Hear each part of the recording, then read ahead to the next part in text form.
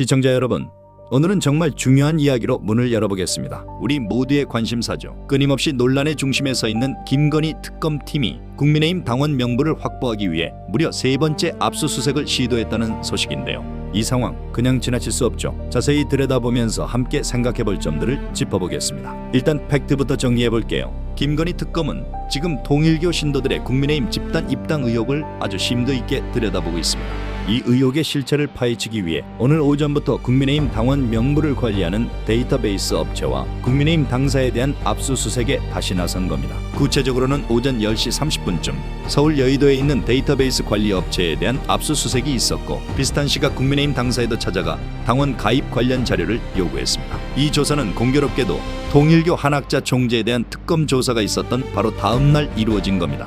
왜 이런 조사를 벌이는 걸까요? 바로 지난 국민의힘 전당대회를 앞두고 통일교가 권성동 의원을 당대표로 밀기 위해 교인들을 조직적으로 입당시켰다는 의혹 때문입니다. 특검은 국민의힘에 가입한 통일교 신도 명단과 같은 시기에 당에 가입한 당원 명부를 대조해볼 필요가 있다고 판단한 겁니다. 그런데 말입니다.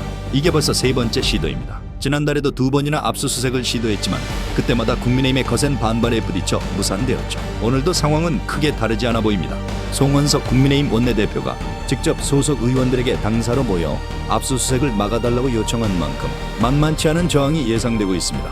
특검이 이렇게까지 3번이나 그것도 끈질기게 압수수색을 시도하는 건 뭘 의미하는 걸까요? 단순한 의혹 제기를 넘어 이 사안을 매우 심각하게 보고 있다는 방증이 아닐까요? 특정 종교단체가 특정 정당의 내부 선거에 개입하려 했다는 의혹은 우리 민주주의의 근간을 흔들 수 있는 매우 중대한 사안이라고 생각합니다. 특검의 이러한 끈질긴 노력은 진실을 반드시 밝혀내겠다는 강력한 의지로 해석할 수 있습니다. 반대로 국민의힘이 이렇게까지 완강하게 압수수색을 막아내는 모습은 국민들의 의문을 더 키울 수밖에 없습니다.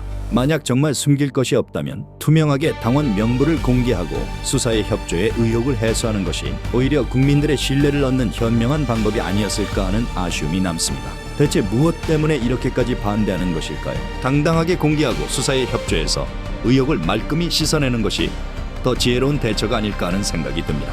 결국 이 사건은 단순히 당원 명부 확보 문제를 넘어섭니다. 정교 분리의 원칙, 그리고 민주적인 정당 운영의 투명성에 대한 우리 모두의 중요한 질문을 던지고 있다고 봅니다. 특검의 3번째 시도가 과연 어떤 결과를 가져올지, 그리고 이 과정에서 어떤 진실이 드러날지 저희 특검 해설 채널에서 계속해서 심층적으로 분석하고 여러분께 생생하게 전달해드리겠습니다. 다음 소식도 놓치지 마세요. 시청해주셔서 감사합니다.